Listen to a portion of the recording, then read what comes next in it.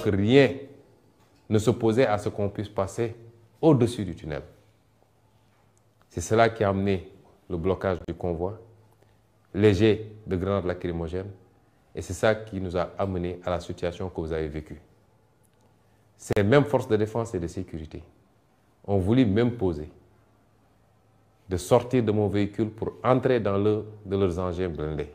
Ce que j'ai formellement refusé parce que j'ai quitté mon domicile en citoyen libre à bord de ma voiture, accompagné de ma sécurité pour aller au tribunal. Et je tenais à rentrer dans les mêmes conditions.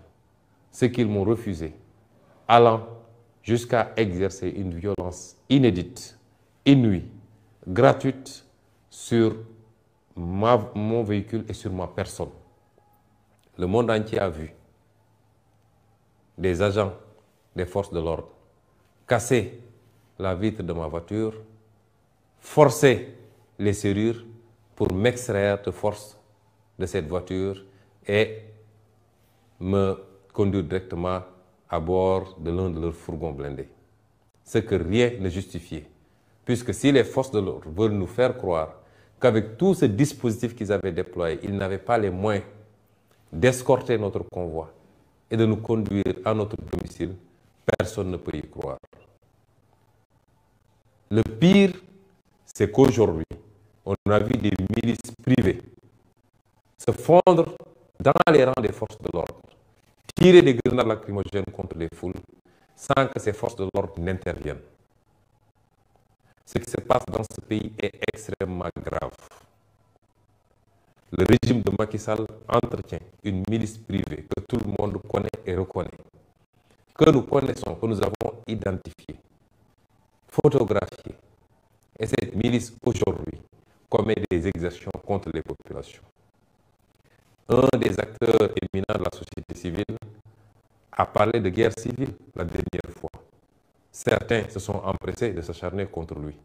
Mais le président Macky Sall nous conduit directement vers une situation désastreuse parce que personne n'acceptera de se laisser tirer comme des lapins par des milices privées entretenues par le régime du président Macky Sall. J'en appelle donc à l'ensemble du peuple sénégalais.